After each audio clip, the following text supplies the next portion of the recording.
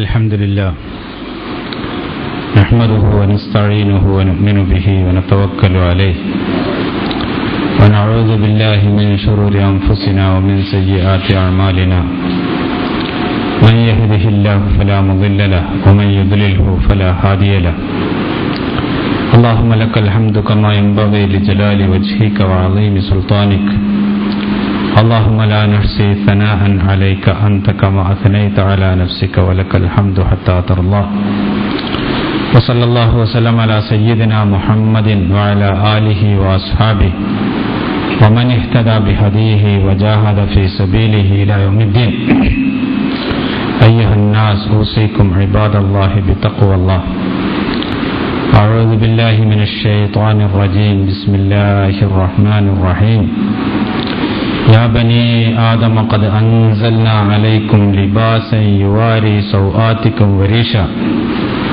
ولباس التقوى ذلك خير ذلك من آيات الله لعلهم يذكرون صدق الله العلي العظيم. ബഹുമാന്യരായ സഹോദരി സഹോദരന്മാരെ, അല്ലാഹു സുബ്ഹാനഹു വ തആലയെ സൂക്ഷിച്ചുകൊണ്ടും ഭയന്നുകൊണ്ടും ജീവിക്കണമെന്ന് ആദ്യമായി ഓർമ്മപ്പെടുത്തുകയാണ്. പരിശുദ്ധ ദീനുൽ ഇസ്ലാം മനുഷ്യർക്ക് ആവശ്യമായ എല്ലാ കാര്യങ്ങളെ സംബന്ധിച്ചും മാർഗദർശനം നൽകുന്നതായിട്ട് നമുക്ക് കാണാം. ചെറുതോ വലുതോ ആയ ഏത് കാര്യത്തെ സംബന്ധിച്ചും ഇസ്ലാമിന് അതിൻ്റേതായ വീക്ഷണവും അതിൻ്റേതായ ഒരു നിലപാടും ഉണ്ട്. ആ നിലപാട് മനസ്സിലാക്കി അത് ജീവിതത്തിൽ പിന്തുടരുക എന്നുള്ളതാണ് സത്യവിശ്വാസികളുടെ ബാധ്യതയും കടമയും. വസ്ത്രധാരണത്തെ സംബന്ധിച്ചും ആ രൂപത്തിൽ പരിശുദ്ധ ഇസ്ലാമിന് സ്വന്തമായ കാഴ്ചപ്പാടുകളും വീക്ഷണങ്ങളും ഉണ്ട്. വസ്ത്രധാരണം എങ്ങനെയായിരിക്കണം, എന്താണ് അതിൻ്റെ ലക്ഷ്യം, ഏത് രൂപത്തിലൊക്കെയാണ് വസ്ത്രധാരണത്തെ സംബന്ധിച്ച് ആളുകൾ അവരുടെ ആചാര സമ്പ്രദായങ്ങൾ രൂപപ്പെടുത്തിയെടുക്കേണ്ടത്, അവർക്ക് പാടുള്ളത് എന്താണ്, പാടില്ലാത്തത് എന്താണ്, ഈ കാര്യങ്ങളെ സംബന്ധിച്ചെല്ലാം വ്യക്തമായ ഒരു വീക്ഷണം പരിശുദ്ധ ദീനുൽ ഇസ്ലാം വെച്ചു പുലർത്തുന്നതായും അത് മനുഷ്യ സമൂഹത്തെ പഠിപ്പിക്കുന്നതായും നമുക്ക് മനസ്സിലാക്കാൻ സാധിക്കും. അല്ലാഹു സുബ്ഹാനഹു വ തആല പരിശുദ്ധ ഖുർആനിൽ സത്യവിശ്വാസികളെ വിളിച്ചുകൊണ്ട്, മനുഷ്യരെ മൊത്തത്തിൽ വിളിച്ചുകൊണ്ട് പറയുകയുണ്ടായി, യാ ബനി ആദമ ഖദ് അൻസൽനാ അലൈക്കും ലിബാസൻ യുവാരി സൗആതിക്കും വരീഷ. മനുഷ്യരെ, ആദമിന്റെ മക്കളെ, ഖദ് അൻസൽനാ അലൈക്കും ലിബാസ, ഞാൻ നിങ്ങൾക്ക് വസ്ത്രം അവതരിപ്പിച്ച് തന്നിരിക്കുന്നു. വരീഷ യുവാരി സൗആതിക്കും, അത് നിങ്ങളുടെ നാണങ്ങൾ മറക്കേണ്ടതിനാണ്. വരീഷ, അതുപോലെ തന്നെ നിങ്ങൾക്ക് ഈ വസ്ത്രധാരണത്തോടൊപ്പം ഉപയോഗിക്കാൻ അല്ലെങ്കിൽ തദാവശ്യാർത്ഥം ഉപയോഗിക്കുന്നതിന് വേണ്ടി തൂവലുകളെയും രോമങ്ങളെയുമൊക്കെ നാം നിങ്ങൾക്ക് പ്രദാനം ചെയ്യുകയും ചെയ്തിട്ടുണ്ട്. വലിബാസു തഖ്വ ദാലിക ഖൈറുൻ, ഭക്തിയുടെയും അള്ളാഹുവിനെ സംബന്ധിച്ചുള്ള ഭയപ്പാടിന്റെയും വസ്ത്രങ്ങൾ, അതാണ് യഥാർത്ഥത്തിൽ നിങ്ങളെ സംബന്ധിച്ചിടത്തോളം അഭികാമ്യമായിട്ടുള്ളത്, ഉത്തമമായിട്ടുള്ളത്. ദാലിക മിൻ ആയാത്തില്ലാ, ഇതെല്ലാം അള്ളാഹുവിന്റെ വചനങ്ങളിൽപ്പെട്ടതാണ്. ലഅല്ലഹും യദ്ദക്കറൂൻ, ആളുകൾ കാര്യങ്ങൾ ഗ്രഹിച്ച് വിഷയങ്ങളെ സംബന്ധിച്ച് മനസ്സിലാക്കി അവർക്ക് ഉത്ബുദ്ധത ഉണ്ടാകാൻ വേണ്ടിയിട്ടാണ് ഇത്തരത്തിലുള്ള സംവിധാനങ്ങളെല്ലാം അല്ലാഹു സുബ്ഹാനഹു വ തആല ചെയ്തു വെച്ചിട്ടുള്ളത്. വസ്ത്രത്തെ സംബന്ധിച്ച ഇസ്ലാമിന്റെ തത്വശാസ്ത്രം, അതാണ് നമുക്ക് ഈ ആയത്തിൽ നിന്ന് മനസ്സിലാക്കാനും ഉൾക്കൊള്ളാനും സാധിക്കുന്നത്. വസ്ത്രത്തെ സംബന്ധിച്ചിടത്തോളം ഇസ്ലാമിന്റെ കാഴ്ചപ്പാട്, മറ്റ് പലരുടെയും കാഴ്ചപ്പാടിൽ നിന്ന് വ്യത്യസ്തമാണ്. പ്രചാരത്തിലുള്ള പല വീക്ഷണങ്ങളിൽ നിന്നും അത് വേറിട്ട് നിൽക്കുന്നു. പൊതുവെ ആളുകൾ മനസ്സിലാക്കുകയോ അല്ലെങ്കിൽ തെറ്റിദ്ധരിക്കുകയോ ഒക്കെ ചെയ്യുന്നത്, മനുഷ്യൻ അവൻ ഇങ്ങനെ വളരെ പ്രാകൃതനായ രീതിയിൽ യാതൊരു തരത്തിലുള്ള പരിഷ്കാരമോ നാഗരികതയോ ഒന്നും തന്നെ ഇല്ലാതെ ഈ ഭൂമിയിൽ ജീവിതം ആരംഭിച്ചു. അങ്ങനെ ജീവിതം ആരംഭിച്ച് ആ സന്ദർഭത്തിൽ അവൻ നഗ്നനായിരുന്നു. വസ്ത്രങ്ങളോ അതുപോലെയുള്ള മറ്റ് ഏർപ്പാടുകളോ ഒന്നും തന്നെ മനുഷ്യർക്ക് ഉണ്ടായിരുന്നില്ല. പിന്നെ കുറെ ആണ്ട് കഴിഞ്ഞപ്പോൾ അവര് ഇലകളോ അല്ലെങ്കിൽ മറ്റുള്ള പ്രകൃതിയിലെ മറ്റെന്തെങ്കിലും വസ്തുക്കളോ ഒക്കെ ഉപയോഗിച്ചുകൊണ്ട് അവരുടെ നാണം മറക്കാൻ തുടങ്ങി. ആ നാണം മറക്കുക എന്നുള്ള ഈ സമ്പ്രദായം പുരോഗമിച്ച് അത് വസ്ത്രധാരണത്തിലേക്കെത്തി. ആ വസ്ത്രധാരണം പിന്നീട് വിവിധ തരത്തിലുള്ള പുരോഗതിയുടെയും കണ്ടുപിടുത്തങ്ങളുടെയും ഒക്കെ ഫലമായി ഇന്ന് അറിയപ്പെടുന്ന രീതിയിലുള്ള ഒരവസ്ഥയിലേക്ക് എത്തിപ്പെട്ടു. ഇങ്ങനെ ക്രമേണ ഒന്നുമില്ലായ്മയിൽ നിന്നാരംഭിച്ച് മനുഷ്യരും മറ്റുള്ള എല്ലാ കാലികളെപ്പോലെ ജീവികളെപ്പോലെ നഗ്നനായി നടന്ന് അങ്ങനെ അവനൊരു പരിഷ്കരിച്ച ബുദ്ധിയും അതുപോലെ തന്റെ ഇടവും ചിന്താശക്തിയും ഒക്കെ ഉള്ള ജീവിയായതുകൊണ്ട് അവന്റെ പുരോഗമനത്തിന്റെ താല്പര്യമനുസരിച്ച് വസ്ത്രധാരണം അവൻ കണ്ടുപിടിച്ചു. വസ്ത്രങ്ങളും അതിന്റെ രീതിയും അവന്റെ സൗന്ദര്യബോധവുമൊക്കെ കൂടുതൽ വർദ്ധിക്കുകയും പുരോഗതിപ്പെടുകയും ചെയ്തു. ഇങ്ങനെയാണ് പൊതുവെ ഈ വസ്ത്രധാരണത്തെ സംബന്ധിച്ച് അല്ലെങ്കിൽ മനുഷ്യരുടെ അവരുടെ നാണം മറക്കുന്ന ഏർപ്പാടിനെ സംബന്ധിച്ചൊക്കെയുള്ള കാഴ്ചപ്പാടുകൾ എന്ന് നമുക്ക് അറിയാം. പക്ഷേ അല്ലാഹു സുബ്ഹാനഹു വ തആല നമ്മെ പഠിപ്പിക്കുന്ന അവന്റെ ദിവ്യവചനങ്ങളിൽ ഈ കാഴ്ചപ്പാട് പോലെയുള്ള ഒരു നിലപാട് ഒരിക്കലും തന്നെ അംഗീകരിക്കുകയോ സ്വീകരിക്കുകയോ ചെയ്യുന്നില്ല. അല്ലാഹു സുബ്ഹാനഹു വ തആല നമ്മെ പഠിപ്പിക്കുന്നത്, വിശുദ്ധ ഖുർആനിലൂടെ നമ്മെ പഠിപ്പിക്കുന്നത്, മനുഷ്യന് ജന്മനാ തന്നെ അവന്റെ നാണം മറക്കുക എന്ന് പറയുന്ന ഒരു വികാരം ഉണ്ട്. ഇത് അവന്റെ പ്രകൃതിയിൽ ഊട്ടപ്പെട്ട ഒരു വികാരമാണ്. സ്വന്തം നാണം മറ്റുള്ളവരിൽ നിന്ന് സ്വന്തം നഗ്നതയെയും സ്വന്തം ലൈംഗിക അവയവങ്ങളെയും ഒക്കെ മറ്റുള്ളവരിൽ നിന്ന് മറച്ചുവെക്കുക, അത് കാണുക എന്നുള്ളത് ഒരു ന്യൂനതയും അഴിവും ഒരു ലജ്ജാവഹമായ കാര്യവുമായിട്ട് മനസ്സിലാക്കുക എന്നത് മനുഷ്യന്റെ പ്രകൃതിയിൽ തന്നെയുള്ള ഒരു താല്പര്യമാണ്. അത് മനുഷ്യൻ കൂടുതൽ പുരോഗതിപ്പെട്ട് അഭിവൃദ്ധി പ്രാപിച്ച് പിന്നീട് കണ്ടെത്തിയ ഒന്നല്ല. മനുഷ്യ സൃഷ്ടിയോടൊപ്പം തന്നെ അവന്റെ നൈസർഗികമായ ഒരു വികാരമാണ് ഈ ലൈംഗികത മറക്കുക, അല്ലെങ്കിൽ നാണവും അതുപോലെ ലജ്ജാവഹം എന്ന് കരുതുന്ന രീതിയിലുള്ള ലൈംഗികാവയവങ്ങളുമൊക്കെ മറച്ചുവെക്കുക എന്നുള്ളത്. അപ്പൊ ആ ഒരു ബോധം, ആ പ്രകൃതിപരമായ ഒരു താല്പര്യം മനുഷ്യനിൽ ജന്മന ഉള്ളതാണ്. ആ ജന്മന ഉള്ള ഈ ബോധത്തിന്റെ അടിസ്ഥാനത്തിൽ മനുഷ്യൻ അവന്റെ ലൈംഗികാവയവങ്ങളെയും അവന്റെ നാണത്തെയും മറക്കുക എന്നുള്ള ഒരു നിലപാടായിരുന്നു ഉണ്ടായിരുന്നത്. പരിശുദ്ധ ഖുർആൻ നമുക്ക് കാണാൻ സാധിക്കും, ആദം നബി അലൈഹി ഇസ്ലാമയെ സംബന്ധിച്ചുള്ള ചരിത്ര സംഭവങ്ങൾ പറയുന്നുണ്ട്. ആദം നബി അലൈഹി ഇസ്ലാം ഭൂമിയിലേക്ക് നിയോഗിക്കപ്പെടുന്ന സന്ദർഭത്തിൽ ആദം നബി അലൈഹി ഇസ്ലാം മാനുഷികമായ ഒരു പുതിയ ഒരു മേഖലയിലേക്ക് ആ ആദം നബിയെ നിയോഗിക്കുന്ന സന്ദർഭത്തിൽ അദ്ദേഹത്തിന്റെ പക്കൽ നിന്ന് വീഴ്ചകൾ സംഭവിക്കുകയും ഫബദത് ലഹുമാ സൗആതുഹുമാ ഫതഫഖാ യഖ്സിഫാനി അലൈഹിമാ മിൻ വറഖിൽ ജന്ന, അവർ രണ്ടുപേർക്കും ആദമിനും ഹവ്വാക്കും അവരുടെ നാണം വെളിപ്പെട്ടു. അവർക്ക് ലൈംഗികാവയവങ്ങളും ആ രൂപത്തിലുള്ള അവരുടെ നാണവും സ്വർഗത്തിൽ നിന്ന് ഒരു പാതകം ചെയ്ത പശ്ചാത്തലത്തിൽ അവർക്ക് വെളിപ്പെട്ടു. ആ വെളിപ്പെട്ട സന്ദർഭത്തിൽ ഫതഫഖാ യഖ്സിഫാനി അലൈഹിമാ മിൻ വറഖിൽ ജന്ന, സ്വർഗത്തിലെ മരത്തിന്റെ വൃക്ഷങ്ങളിൽ നിന്ന് ഇലകൾ എടുത്തുകൊണ്ട് ആ നാണം മറക്കാൻ അവർ പാടുപെട്ടു. അപ്പോൾ ആ ലൈംഗികമായ നാണം പ്രകടമാകുന്നതോടുകൂടി തന്നെ സഹജമായ രീതിയിലുള്ള ഒരു നിലപാട് അവരിൽ നിന്ന് ഉണ്ടാകുന്നുണ്ട്, അത് മറച്ചുവെക്കണം എന്നുള്ള ഒരു ബോധം. ആ ബോധത്തോടുകൂടിയും അത് മറക്കുക എന്ന ആ ഒരു വൈകാരികമായ രീതിയിലുമാണ് ഭൂമിയിലേക്ക് മനുഷ്യനെ നിശ്ചയിച്ചത് തന്നെ, നിയോഗിച്ചത് തന്നെ എന്ന് വിശുദ്ധ ഖുർആൻ നമുക്ക് പറഞ്ഞു തരുന്നു.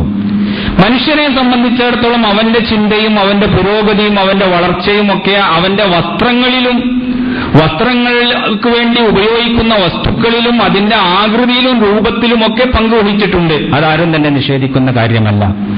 ഇന്ന് നമ്മൾ ധരിക്കുന്ന ഈ രൂപത്തിലുള്ള വസ്ത്രങ്ങളും ഇങ്ങനെയുള്ള ഒരവസ്ഥയുമൊക്കെ മനുഷ്യൻ വളരെ നൂറ്റാണ്ടുകൾ പിന്നിട്ടതിന് ശേഷം അവന്റെ കണ്ടുപിടുത്തങ്ങളുടെയും വളർച്ചയുടെയും ഫലമായി ഉണ്ടായതാണ്. അത് അതിന്റെ 1-ാം തീയതി മുതലുള്ളതല്ല. പ്രാകൃതമായ രീതിയിലായിരുന്നു പഴയ വസ്ത്രധാരണങ്ങൾ. ആദം നബി അലൈഹി ഇസ്ലാമയെ സംബന്ധിച്ചിടത്തോളം പറഞ്ഞപ്പോൾ ഇലകൾ പറിച്ചുകൊണ്ട് നാണങ്ങൾ മറക്കുകയാണ് അവർ ചെയ്തത് എന്ന് വിശുദ്ധ ഖുർആൻ പറയുന്നുണ്ട്. അതൊരു പക്ഷേ കുറെ കാലങ്ങൾ തുടർന്നു വന്നിട്ടുണ്ടായിരിക്കാം. പിന്നീട് അതിനേക്കാൾ ഉപയോഗപ്രദമായ വസ്തുക്കൾ കണ്ടപ്പോൾ മനുഷ്യൻ അത് മാറ്റിയെടുത്തിട്ടുണ്ടായിരിക്കും. ഇലകൾക്ക് പകരമായി മറ്റു തരത്തിലുള്ള വസ്തുക്കൾ ഉപയോഗിക്കുന്ന രീതികൾ ഉണ്ടായിരിക്കും. തോലുകളും അതുപോലെയുള്ള മറ്റ് സാധനങ്ങളും ലഭ്യമാകുന്ന പശ്ചാത്തലത്തിൽ പിന്നീടുള്ള വസ്ത്രധാരണം ആ രൂപത്തിലായിട്ട് മാറിയിട്ടുണ്ടായിരിക്കും. പരുത്തിയിൽ നിന്ന് വസ്ത്രങ്ങൾ ഉൽപ്പാദിപ്പിക്കുക എന്നുള്ള വിപ്ലവാത്മകമായ മാറ്റങ്ങൾ സംഭവിച്ചപ്പോൾ മനുഷ്യൻ പിന്നീട് അത് ഉപയോഗിക്കാൻ തുടങ്ങിയിട്ടുണ്ടായിരിക്കും. ഇങ്ങനെ പല ഘട്ടങ്ങളെയും പിന്തള്ളിക്കൊണ്ടാണ് മനുഷ്യൻ ഇന്ന് എത്തിയിരിക്കുന്ന ഈ രീതിയിലുള്ള വസ്ത്രധാരണത്തിലേക്ക് എത്തിയത് എന്ന് നമുക്ക് കാണാൻ സാധിക്കും. പക്ഷേ തുടക്കം മുതൽ തന്നെ നാണം മറക്കുക എന്നുള്ളതിനും അതിന് പറ്റുന്ന രീതിയിലുള്ള സംവിധാനങ്ങൾ ഉപയോഗപ്പെടുത്തുക എന്നുള്ളതും മനുഷ്യന്റെ പ്രകൃതിയിൽ തന്നെ നിലീനമായ ഒരു വികാരമാണ് എന്ന് വിശുദ്ധ ഖുർആൻ നമുക്ക് പറഞ്ഞു തരുന്നു. അല്ലാഹു സുബ്ഹാനഹു വ തആലയുടെ പദപ്രയോഗങ്ങൾ പലപ്പോഴും തന്നെ നമ്മൾ ശ്രദ്ധിച്ചാൽ യാ ബനി ആദമ, മനുഷ്യരെ എന്ന് വിളിച്ചുകൊണ്ട് പറയുന്നു, ഖദ് അൻസൽനാ അലൈക്കും ലിബാസൻ യുവാരി സൗആത്തിക്കും, നിങ്ങളുടെ നാണങ്ങൾ മറക്കുന്ന രീതിയിലുള്ള വസ്ത്രം നാമാണ് നിങ്ങൾക്ക് ഇറക്കി തന്നത് എന്ന് പറയുമ്പോൾ ദൈവീകമായ രീതിയിലുള്ള ഒരു ബോധവും ദൈവീകമായ രീതിയിലുള്ള ഒരു നാണം മറക്കാനുള്ള സംവിധാനവും അല്ലാഹു സുബ്ഹാനഹു വ തആല നിങ്ങൾക്ക് ചെയ്തു വെച്ചു എന്ന് നമുക്കതിൽ നിന്ന് മനസ്സിലാക്കാം. അപ്പോൾ വസ്ത്രത്തിന്റെ മൗലികമായ ഉദ്ദേശം, ഏറ്റവും അടിസ്ഥാനപരമായ ഉദ്ദേശം മനുഷ്യന്റെ നഗ്നത മറക്കുക എന്നുള്ളതാണ്. ആ നഗ്നത വെളിപ്പെടുത്താതിരിക്കുക എന്നുള്ളത് മനുഷ്യൻ അവന്റെ മനുഷ്യത്വത്തിന്റെ മാന്യതയായിക്കൊണ്ട് നിലനിർത്തേണ്ട ഒരു കാര്യമാണ് എന്നും നമുക്ക് ഇതിലൂടെ മനസ്സിലാക്കാം. പിന്നീട് അല്ലാഹു സുബ്ഹാനഹു വ തആല പറയുന്നു, വരീശൻ, നിങ്ങളുടെ വസ്ത്രത്തിന്റെ നാണം മറക്കുക എന്നുള്ള ആവശ്യത്തോടൊപ്പം തന്നെ ശാരീരികമായ ചില ആവശ്യങ്ങളും നിങ്ങളുടെ വസ്ത്രത്തിനും നിങ്ങൾ ഉപയോഗിക്കുന്ന മറ്റ് വിഭവങ്ങൾക്കുമെല്ലാം ഉണ്ട്. അതായത് ചിലപ്പോൾ നിങ്ങൾക്ക് ശക്തിയായ തണുപ്പിൽ നിന്ന് മോചനം നേടേണ്ടി വരും. വേറെ ചിലപ്പോൾ നിങ്ങൾക്ക് കഠിനമായ ഉഷ്ണം അനുഭവിക്കേണ്ടി വന്നു എന്ന് വരും. അപ്പൊ ഇങ്ങനെയുള്ള പ്രകൃതിപരമായിട്ടുള്ള പ്രതിഭാസങ്ങളെല്ലാം തന്നെ അതനുസരിച്ചുകൊണ്ട് അതിനനുസൃതമായ രീതിയിലുള്ള വസ്ത്രങ്ങൾ നിങ്ങൾ ഉപയോഗിക്കുന്നതിന് വേണ്ടിയിട്ടുള്ള സാഹചര്യങ്ങൾ സൃഷ്ടിക്കും. അപ്പൊ അതിനാവശ്യമായ വിഭവങ്ങളും ഒരുക്കി തന്നതും സംവിധാനങ്ങൾ ചെയ്തു വെച്ചതും അല്ലാഹു സുബ്ഹാനഹു വ തആലയാണ് എന്ന് പറയുമ്പോൾ ഈ വസ്ത്രധാരണത്തിന്റെ രണ്ടാമത്തെ ലക്ഷ്യത്തിലേക്ക് കൂടി പരിശുദ്ധ ഖുർആൻ വിരൽ ചൂണ്ടുന്നതായി നമുക്ക് കാണാൻ സാധിക്കും.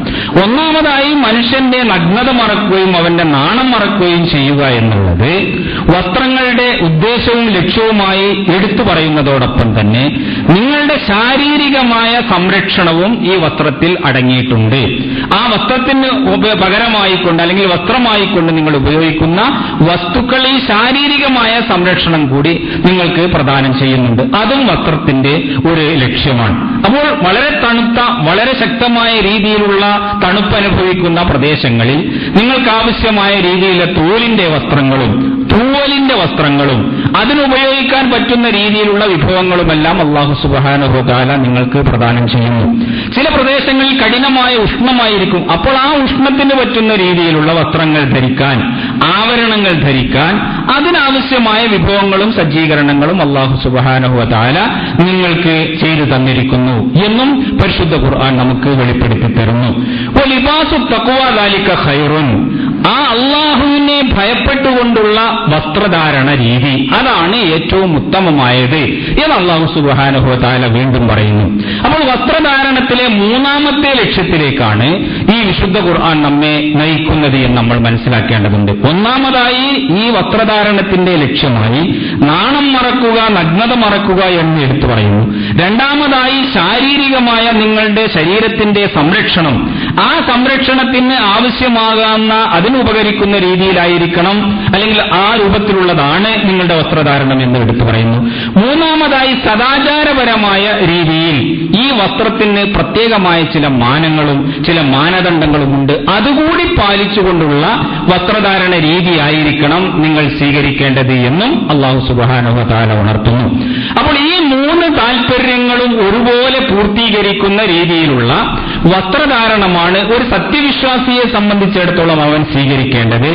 അതാണ് ഇസ്ലാം മനുഷ്യ സമൂഹത്തിന് നൽകുന്ന സംസ്കാരത്തെ പ്രതിനിധീകരിക്കുന്ന വസ്ത്രധാരണം എന്നുകൂടി നമ്മൾ മനസ്സിലാക്കേണ്ടത്. സദാചാരപരമായ രീതിയിലുള്ള ആവശ്യങ്ങൾ അതും തന്നെ ഈ വസ്ത്രധാരണത്തിൽ വീക്ഷിക്കപ്പെടണം. ആ താൽപര്യങ്ങൾ കൂടി ഈ വസ്ത്രധാരണത്തിന്റെ കാര്യത്തിൽ ശ്രദ്ധിക്കണം എന്ന് പറയുമ്പോൾ നമുക്ക് ചില കാര്യങ്ങൾ പ്രത്യേകമായി എടുത്ത് പറയാനുണ്ട്.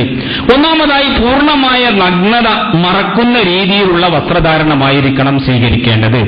നഗ്നത മറക്കുക എന്നുള്ളത് ഏറ്റവും പ്രാഥമികമായ ലക്ഷ്യമായതോടുകൂടി നഗ്നത എന്ന് പറയുന്നത് ഒരിക്കലും തന്നെ അത് വെളിപ്പെടുത്താൻ പറ്റുന്ന ഒന്നല്ല എന്നും അത് മറച്ചുവെക്കുക എന്നുള്ളത് മനുഷ്യത്വത്തിന്റെ ഒരു ഭാഗമാണ് എന്നും നമുക്ക് കാണാൻ സാധിക്കും. റസൂലുള്ളാഹി സ്വല്ലല്ലാഹു അലൈഹി വസല്ലം തന്റെ സഹചരന്മാരെയും അനുയായികളെയും സഹാബത്തിനെയും ഒക്കെ ഈ വസ്ത്രധാരണ രീതിയെ സംബന്ധിച്ച് പറഞ്ഞു പഠിപ്പിക്കുകയും അവർക്ക് അതിന്റെ മര്യാദകളും അതിന്റെ ചിട്ടകളും ഒക്കെ അവരെ പഠിപ്പിക്കുകയും ചെയ്യുന്നത് നമുക്ക് കാണാൻ. ചില സഹാബിമാർ ഇരിക്കുമ്പോഴും അല്ലെങ്കിൽ അവര് പെരുമാറുമ്പോഴും ഒക്കെ അവരുടെ കാലിന്റെ മുട്ടിന് മീതെയുള്ള ചില ഭാഗങ്ങൾ കാണുമ്പോൾ ആ മുട്ടിന് മീതെയുള്ള ഭാഗങ്ങളൊക്കെ ഔറത്താണ് എന്നും അത് മറക്കണമെന്നും പുരുഷന്മാരായ തന്റെ അനുയായികളോട് തിരുമേനി സല്ലല്ലാഹു അലൈഹി വസല്ലം പ്രത്യേകം നിഷ്കർഷിക്കുന്നതായിട്ട് നമുക്ക് കാണാൻ സാധിക്കും. നിങ്ങൾ നഗ്നരായിക്കൊണ്ട് ഇരിക്കരുത്, നഗ്നരായിക്കൊണ്ട് നടക്കരുത്, നഗ്നരായിക്കൊണ്ടുള്ള ഒരു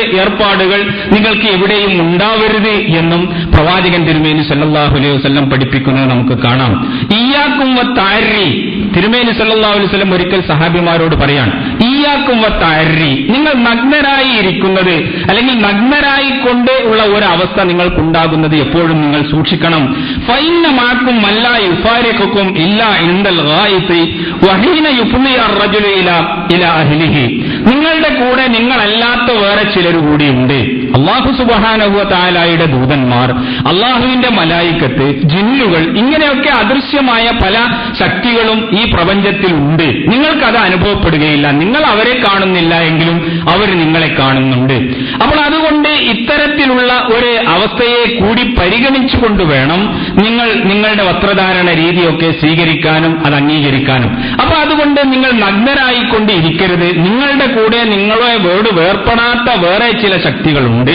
ഇല്ല ഇൻദൽ ഗായിത്തി, നിങ്ങൾ മലമൂത്ര വിസർജനം ചെയ്യുമ്പോഴും വഹീന യുഫ്ലി റജുലു ഇലാ അഹ്ലിഹി, ഒരുത്തൻ അവന്റെ ഭാര്യയുമായി ശയിക്കുമ്പോഴും അല്ലാതെ മറ്റുള്ള സന്ദർഭങ്ങളിലെല്ലാം നിങ്ങളെ വേർപ്പെടാതെ കണ്ടുള്ള ചില ശക്തികൾ നിങ്ങളോടൊപ്പം ഉണ്ട് എന്ന് പ്രവാചകൻ തിരുമേനി സല്ലല്ലാഹു അലൈഹി വസല്ലം പഠിപ്പിക്കുന്നു. അപ്പോൾ ഈ ഒരു രണ്ട് വേളയിലല്ലാതെ മറ്റ് സന്ദർഭങ്ങളിലെല്ലാം നിങ്ങളോടൊപ്പം മറ്റ് ശക്തികളുണ്ട് എന്ന് മനസ്സിലാക്കിക്കൊണ്ട് മാന്യമായ ഒരു നിലപാട് ആയിരിക്കണം നിങ്ങൾ സ്വീകരിക്കേണ്ടത്. നിങ്ങൾ പൂർണ്ണമായി നഗ്നരാകുന്ന ഒരവസ്ഥ ഒരിക്കലും ഉണ്ടാവരുത്. ഫസ്തഹിയൂഹും വഅക്രിമൂഹും, റസൂൽ സല്ലല്ലാഹു അലൈഹി വസല്ലം പറയുക, നിങ്ങൾ അവരിൽ നിന്ന് നാണം കാത്തു സൂക്ഷിക്കേണ്ടതുണ്ട്, ലജ്ജിക്കേണ്ടതുണ്ട്.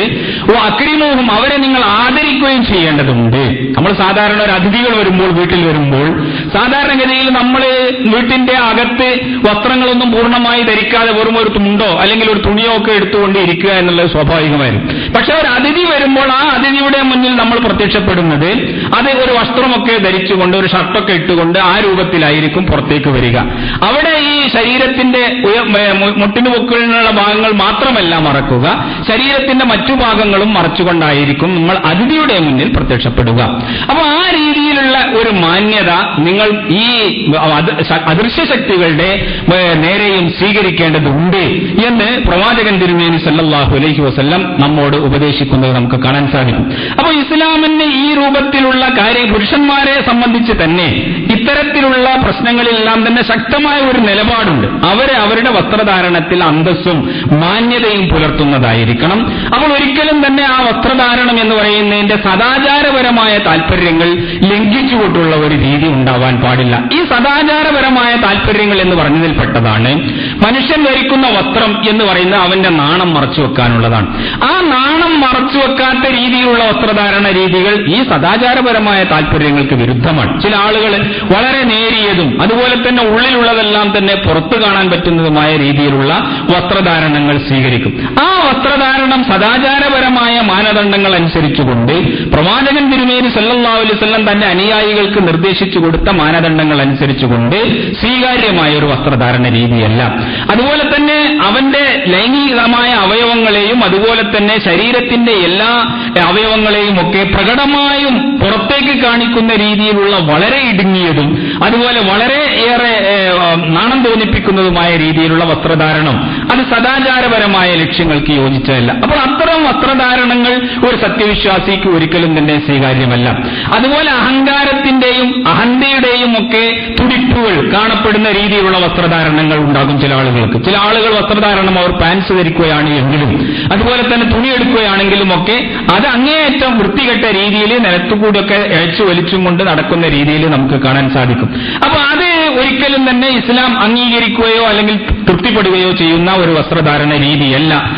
അല്ലാഹു സുബ്ഹാനഹു വ തആല ഒരിക്കലും തന്നെ ഈ രൂപ അഹങ്കാരത്തോടുകൂടി വസ്ത്രങ്ങൾ വലിച്ചെടുക്കുന്ന ആളുടെ നേരെ നോക്കുകയില്ല എന്ന് പ്രവാചകൻ തിരുമേനി സല്ലല്ലാഹു അലൈഹി വസല്ലം പ്രത്യേകം ഉണർത്തിയത് നമുക്ക് കാണാൻ സാധിക്കും.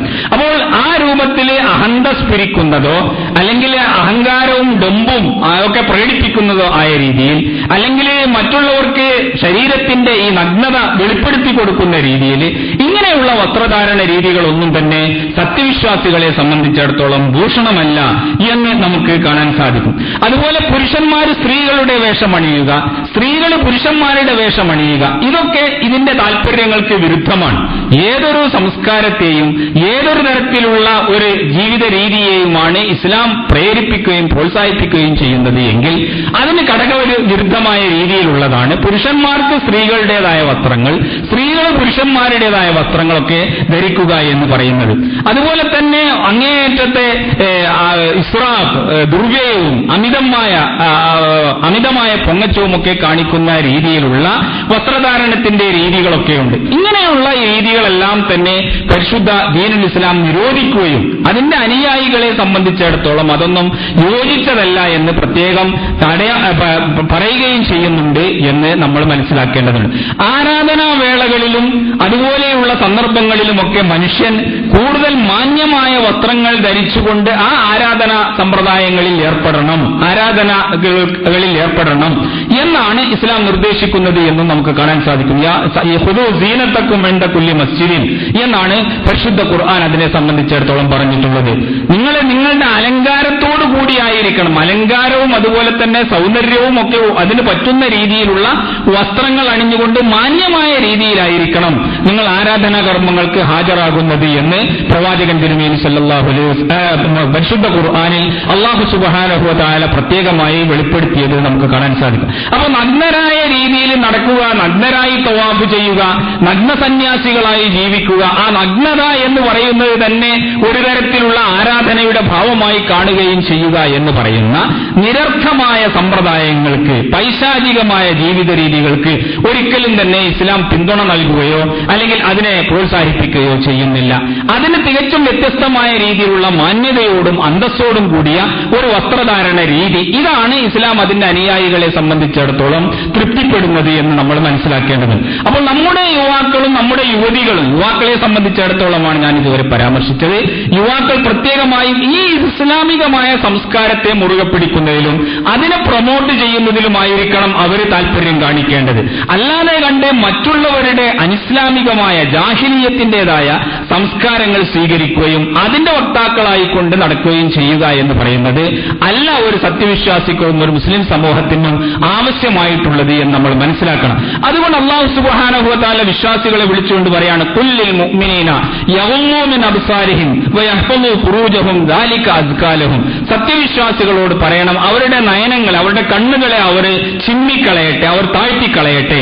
അതുപോലെ തന്നെ യഹ്ഫളൂ ഫുറൂജഹും, അവരുടെ ഗുഹ്യാവയവങ്ങളെ അവർ സൂക്ഷിക്കുകയും ചെയ്യട്ടെ. ദാലിക അസ്കാ ലഹും, അതാണ് അവർക്ക് ഉത്തമം എന്ന് സത്യവിശ്വാസികളോട് പറയുന്നുണ്ട്. അപ്പൊ ലൈംഗികമായ അവയവങ്ങളെയും അവരുടെ നാണത്തെയും അതുപോലെ തന്നെ അവരുടെ ലൈംഗികതയും ഒക്കെ മറച്ചുവെച്ചുകൊണ്ടുള്ള ആ മാന്യമായ വസ്ത്രധാരണ രീതി പുരുഷന്മാർ സ്വീകരിക്കണം എന്നാണ് ഇത് മുഖേന ഇസ്ലാം താല്പര്യപ്പെടുന്നത് എന്ന് നമ്മൾ അംഗീകരിക്കുക, നമ്മൾ അത് മനസ്സിലാക്കുക.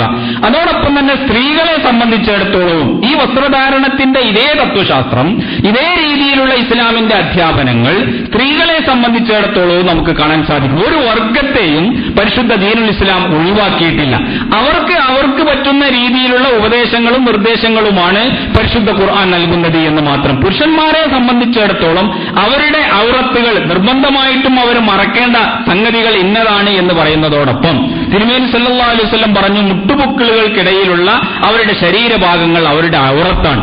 പക്ഷെ ഔറത്താണ് എന്ന് പറയുമ്പോൾ ഈ ഔറത്തല്ലാത്ത എല്ലാ ഭാഗങ്ങളും വെളിപ്പെടുത്തിക്കൊണ്ട് അവർ നടക്കണമെന്നോ അല്ലെങ്കിൽ അങ്ങനെയാണ് നടക്കേണ്ടത് എന്നോ അല്ല ഇസ്ലാമിന്റെ ശിക്ഷണം. അവരുടെ സീനത്തിനെ, അവരുടെ അലങ്കാരത്തെ അവർ സ്വയം അണിയുകയും അത് കൊണ്ടു നടക്കുകയും ചെയ്യട്ടെ എന്നാണ് നിർദ്ദേശിക്കുന്നത്. ഔറത്ത് മറക്കുക എന്നുള്ളതിൽ മാത്രമല്ല, ആ ഒരു മനുഷ്യനെ സംബന്ധിച്ചിടത്തോളം എന്തൊരാവശ്യത്തിന് അവന്റെ വസ്ത്രധാരണം നിശ്ചയിച്ചോ ആ ആവശ്യങ്ങൾ പൂർത്തീകരിക്കുന്ന രീതിയിൽ അന്തസ്സോടും വളരെ സൗന്ദര്യബോധത്തോടും കൂടിയിട്ടുള്ള ഒരു വസ്ത്രധാരണ രീതി മനുഷ്യർ സ്വീകരിക്കട്ടെ എന്ന് ഇസ്ലാം ഉണർത്തുന്നു. അതിന് ഇന്ന രൂപത്തിലുള്ള വസ്ത്രമായിക്കൊള്ളണം, ഇന്ന കളറായിക്കൊള്ളണം, അങ്ങനെയുള്ള ഒരു നിർബന്ധമൊന്നും തന്നെ പരിശുദ്ധ ദീനുൽ ഇസ്ലാമിനില്ല.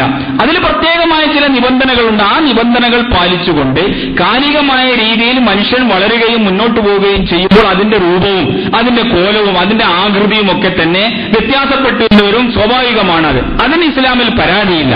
അതുകൊണ്ട് നിങ്ങൾ പാൻസ് ധരിക്കുന്നത് അത് അനിസ്ലാമികമാണ് എന്നോ അല്ലെങ്കിൽ പ്രത്യേകമായ സൗബും അറബികൾ ധരിക്കുന്ന തരത്തിലുള്ള ചില വസ്ത്രധാരണ രീതിയും അതുമാത്രമേ നിങ്ങൾക്ക് പറ്റുകയുള്ളൂ, അതാണ് ഇസ്ലാമിന്റെ വേഷം, അങ്ങനെയുള്ള സങ്കുചിതമായ കാഴ്ചപ്പാടുകളൊന്നും തന്നെ ഇസ്ലാമിനില്ല. ഇസ്ലാം ചില തത്വങ്ങളുടെ അടിസ്ഥാനത്തിലാണ് കാര്യങ്ങൾ പറയുന്നത്. ആ തത്വങ്ങൾക്ക് ഉപകരിക്കുന്ന രീതിയിൽ, അതിന് കോട്ടമേൽപ്പിക്കാത്ത രീതിയിലുള്ള വസ്ത്രധാരണ രീതി സത്യവിശ്വാസികൾക്ക് സ്വീകരിക്കാം. ആ തത്വങ്ങൾക്ക് ഹാനികരമാകുന്ന രീതിയിലുള്ള വസ്ത്രധാരണം ഒരിക്കലും പാടില്ല. ഇതാണ് ഇസ്ലാം പഠിപ്പിക്കുന്നത്. അത് പുരുഷന്മാരുടെ കാര്യത്തിലായിരുന്നാലും സ്ത്രീകളുടെ കാര്യത്തിലായിരുന്നാലും ഒരുപോലെയാണെന്ന് നമ്മൾ മനസ്സിലാക്കേണ്ടതുണ്ട്. സ്ത്രീകളോട് അല്ലാഹു സുബ്ഹാനഹു വ തആല പറയുന്നു, വഖുല്ലിൽ മുഅ്മിനാത്തി യഗ്ളുന മിൻ അബ്സാരിഹിന്ന വയഹ്ഫളുന ഫുറൂജഹുന്ന വലാ യുബ്ദീന സീനതഹുന്ന ഇല്ലാ മാ ളഹറ മിൻഹാ വയദ്രിബന ബിഖുമരിഹിന്ന അലാ ജുയൂബിഹിന്ന. സത്യവിശ്വാസിനികളായ സ്ത്രീകളോട് പറയുക, സ്ത്രീകളെ താഴ്ത്തട്ടെ എന്ന് പറഞ്ഞതിന് ശേഷം അത് വേറെ ഒരു വിഷയമാണ്, ഞാൻ അതിലേക്ക് കടക്കുന്നില്ല. അത് ഇൻഷാ അല്ലാഹ് വേറെ സന്ദർഭത്തിൽ നമുക്ക് വിശദീകരിക്കാം. വയഹ്ഫളുന ഫുറൂജഹുന്ന, അവരുടെ ഗുഹ്യാവയവങ്ങളെ അവർ സൂക്ഷിക്കട്ടെ. അവരുടെ വസ്ത്രധാരണത്തിന്റെയും മൗലികമായ ലക്ഷ്യം അതാണ്. അവരുടെ നാണം മറച്ചുവെക്കുക എന്നുള്ളതാണ് അവരുടെ വസ്ത്രധാരണത്തിന്റെ മൗലികമായ ലക്ഷ്യം. വലാ യുബ്ദീന സീനതഹുന്ന ഇല്ലാ മാ ളഹറ മിൻഹ, അവരുടെ ശരീരത്തിൽ നിന്ന് അവരുടെ അലങ്കാരവും സൗന്ദര്യവും അവർ പ്രകടിപ്പിക്കരുത്. സാധാരണഗതിയിൽ വെളിപ്പെടുന്നതല്ലാതെ കണ്ട് മറ്റൊന്നും തന്നെ അവർ പുറത്തു കാണിക്കരുത്. വയദ്രിബന ബിഖുമരിഹിന്ന അലാ ജുയൂബിഹിന്ന, അവരുടെ ഈ മുഖമക്കന കൊണ്ട് അവരുടെ മാർവിടങ്ങൾ അവർ മറക്കുകയും ചെയ്യട്ടെ എന്ന് പരിശുദ്ധ ഖുർആൻ പ്രത്യേകമായി നിർദ്ദേശിക്കുന്നത് നമുക്ക് കാണാൻ സാധിക്കും. റസൂൽ തിരുമേനി സല്ലല്ലാഹു അലൈഹി വസല്ലം ഇതിന്റെ സൂക്ഷ്മമായ വിശദീകരണങ്ങൾ സഹാബത്തിന്റെ സ്ത്രീകളുടെ ഇടയിൽ എങ്ങനെയാണ് നടപ്പാക്കിയത് എന്നും നമുക്ക് കാണാൻ സാധിക്കും. റസൂൽ തിരുമേനി സല്ലല്ലാഹു അലൈഹി വസല്ലം ഒരിക്കൽ അദ്ദേഹത്തിന്റെ തിരുമേനിയുടെ ഭാര്യയായ ഉമ്മുൽ മുഅ്മിനീൻ ആയിഷ റളിയല്ലാഹു അൻഹായുടെ സഹോദരിയായ അസ്മ, ആ അസ്മ അബൂബക്കർ സിദ്ദീഖ് റളിയല്ലാഹു അൻഹുവിന്റെ മകളായ അസ്മ റളിയല്ലാഹു അൻഹ നബി സല്ലല്ലാഹു അലൈഹി വസല്ലമയുടെ സന്നിധിയിൽ വരികയുണ്ടായി. വഅലൈഹാ സിയാബുൻ റിഖാഖ്, വളരെ നേരിയ വസ്ത്രങ്ങൾ ആയിരുന്നു അവർ ധരിച്ചിരുന്നത്. വലിയ പ്രായമായ ഒരു കുട്ടിയൊന്നും തന്നെ ആയിട്ടില്ല, പക്ഷേ എങ്കിലും സാമാന്യം മുതിർന്ന ഒരവസ്ഥയിൽ എത്തിയിട്ടുമുണ്ട്. ആ സന്ദർഭത്തിൽ ഫഅറള അൻഹാ റസൂലുള്ളാഹ് തിരുമേനി സല്ലല്ലാഹു അലൈഹി വസല്ലം അവരിൽ നിന്ന് മുഖം തിരിച്ചു കളഞ്ഞു. എന്നിട്ട് പറഞ്ഞു, യാ അസ്മ ഇന്നൽ മർഅത ഇദാ ബലഗത്തിൽ മഹീള ലം യസ്ലുഹ് അൻ യുറാ മിൻഹാ ഇല്ലാ ഹാദാ വഅശാറ ഇലാ വജ്ഹിഹി വകഫൈഹി. അസ്മ, ഒരു പെൺകുട്ടി പ്രായപൂർത്തി എത്തിക്കഴിഞ്ഞാൽ പിന്നീട് അവളുടെ ശരീരത്തിൽ നിന്ന് ഇത് മാത്രമേ കാണാൻ പാടുള്ളൂ, ഇതല്ലാതെ മറ്റുള്ളതെല്ലാം തന്നെ വെളിപ്പെടുത്താൻ പാടില്ല എന്ന് പറഞ്ഞുകൊണ്ട് നബി സല്ലല്ലാഹു അലൈഹി വസല്ലം തന്റെ കൈയിന്റെ ഈ മുൻകൈകളും അതുപോലെ തന്നെ തന്റെ മുഖത്തിലേക്കും തിരുമേനി ഇങ്ങനെ ആംഗ്യം കാണിക്കുകയുണ്ടായി എന്ന് ഹദീസുകളിൽ കാണാം. അപ്പോൾ മുഖവും മുൻകൈയും എന്ന് നമ്മൾ സാധാരണഗതിയിൽ പറയുന്ന ഈ അവയവമല്ലാത്ത മറ്റുള്ളതെല്ലാം ഒരു സ്ത്രീയെ സംബന്ധിച്ചിടത്തോളം പൊതുവെ മറ്റുള്ളവരുടെ ദൃഷ്ടിയിൽ നിന്ന് മറച്ചുവെക്കേണ്ട വസ്തുക്കളാണ് എന്ന് പ്രവാചകൻ സല്ലല്ലാഹു അലൈഹി വസല്ലം നമുക്ക് വിശദീകരിച്ചു തരുന്നു. പരിശുദ്ധ ഖുർആനും പറഞ്ഞു,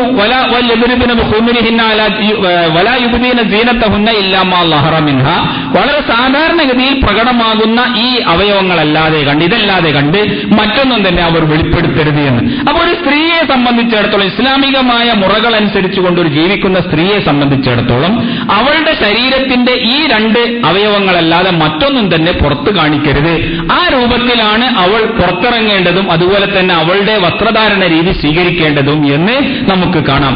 സാധാരണഗതിയിൽ അവൾ കുറച്ചും കൂടി ശരീരത്തിന്റെ മറ്റു ഭാഗങ്ങൾ, അവരുടെ സാധാരണ തൊഴിലെടുക്കുമ്പോഴും മറ്റുമൊക്കെ പ്രകടമാകുന്ന ഭാഗങ്ങൾ, ഉദാഹരണമായി കൈയിന്റെ മുട്ടുവരെയുള്ള ഭാഗങ്ങളോ അല്ലെങ്കിൽ കാല് ഒക്കെ വസ്ത്രങ്ങളോ ലേശം കയറ്റി കൊടുത്തുകൊണ്ടുള്ള ഭാഗങ്ങളോ ഒക്കെ ചിലപ്പോൾ അവൾ ജോലിയിൽ ഏർപ്പെടുമ്പോഴും പ്രവൃത്തിയിൽ ഏർപ്പെടുമ്പോഴും ഒക്കെ കാണിക്കേണ്ടതായി വരും എന്ന് വന്നേക്കും. അപ്പൊ അത്തരം സന്ദർഭങ്ങളിൽ കാണിക്കാൻ പറ്റുന്ന രീതിയിലുള്ളത് ഇന്ന ആളുകളുടെ മുന്നിലൊക്കെ കാണിക്കാം എന്ന് പരിശുദ്ധ ഖുർആൻ പറഞ്ഞിട്ടുണ്ട്. സ്വന്തം സഹോദരന്മാർ, അതുപോലെ തന്നെ വാപ്പ, അതുപോലെ തന്നെ രക്തബന്ധുക്കളായ ആളുകൾ, സ്ഥിരമായി ഇടപഴകുന്നവരായ ആളുകൾ, ഇങ്ങനെയൊക്കെയുള്ളവരുടെ മുന്നിൽ ആ രീതിയിലുള്ള ഈ നിർബന്ധിതമായ സാഹചര്യങ്ങൾ തേടുന്ന ഒരു രൂപത്തിലല്ലാതെ കണ്ട് മറ്റു ഒരു സ്ത്രീയുടെ ശരീരത്തിന്റെ ഒരു ഭാഗങ്ങളും തന്നെ പുറത്തു കാണിക്കുന്ന രീതിയിലോ അല്ലെങ്കിൽ അവളുടെ ശരീരത്തിന്റെ വർണ്ണന മറ്റുള്ളവർക്ക് ലഭ്യമാകുന്ന രീതിയിലുള്ള വസ്ത്രധാരണങ്ങളോ അവർ സ്വീകരിക്കാൻ പാടില്ല എന്ന് പരിശുദ്ധ ഖുർആൻ നിഷ്കർഷിക്കുന്നതായിട്ട് നമുക്ക് കാണാൻ സാധിക്കും. അപ്പോൾ ഈ രൂപത്തിൽ അല്ലാതെ കണ്ട് സ്ത്രീകൾ പുറത്തിറങ്ങുന്നതും അങ്ങനെയല്ലാത്ത രീതിയിലുള്ള ഒരു വസ്ത്രധാരണത്തിന്റെ രീതി അവർ സ്വീകരിക്കുന്നതും ഇസ്ലാമിന് കടകവിരുദ്ധമാണ് എന്ന് പ്രവാചകൻ തിരുമേനി സല്ലല്ലാഹു അലൈഹി വസല്ലം പ്രത്യേകം നിർദ്ദേശിക്കുന്നത് നമുക്ക് കാണാം. അതുകൊണ്ടാണ് നബി സല്ലല്ലാഹു അലൈഹി വസല്ലം ഒരിക്കൽ പറയുകയുണ്ടായി, റുബ്ബ കാസിയാത്തിൻ ആരിയാത്തിൻ മായിലാത്തിൻ മുമീലാത്തിൻ. എത്രയെത്ര സ്ത്രീകൾ അവർ വസ്ത്രം ധരിച്ചിരിക്കുന്നു, പക്ഷേ വസ്ത്രം ധരിച്ചിട്ടുണ്ട് എങ്കിലും വസ്ത്രം ധരിച്ച ഫലമില്ല, നഗ്നരായ രീതിയിലാണ് അവരുടെ അവസ്ഥയുള്ളത്. അതുപോലെ തന്നെ മറ്റുള്ളവരെ ചായ്ക്കുകയും ചെരിക്കുകയും തന്നിങ്ങളിലേക്ക് ആകർഷിക്കുകയും ഒക്കെ ചെയ്യുന്ന എത്രയെത്ര സ്ത്രീകളുണ്ട്.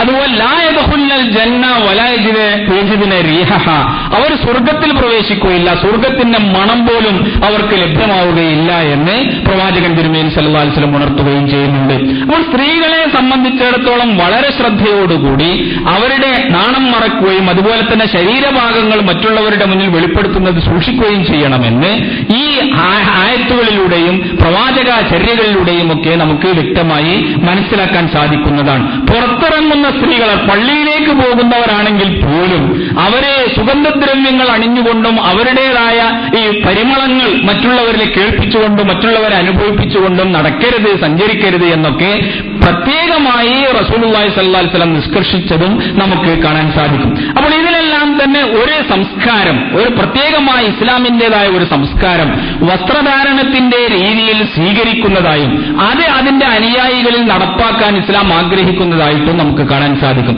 ഈ സംസ്കാരമാണ് മനുഷ്യനെ സംബന്ധിച്ചിടത്തോളം മാന്യതയുടെയും അന്തസ്സിന്റെയും സംസ്കാരം എന്ന് നമ്മൾ തിരിച്ചറിയേണ്ടതുണ്ട്. മറ്റുള്ള ജനവിഭാഗങ്ങളുടെ പുറകെ കൂടുകയും അവരുടെ സംസ്കാരവും ആചാര രീതിയും അതുപോലെ വസ്ത്രധാരണ രീതിയും ഒക്കെ സ്വീകരിക്കുകയും അതിൽ അഭിമാനം കൊള്ളുകയും ചെയ്യുക എന്ന് പറയുന്നത് ഇസ്ലാമിന്റേതായ അനുയായികൾക്ക് ഒരിക്കലും തന്നെ ഭൂഷണമല്ല.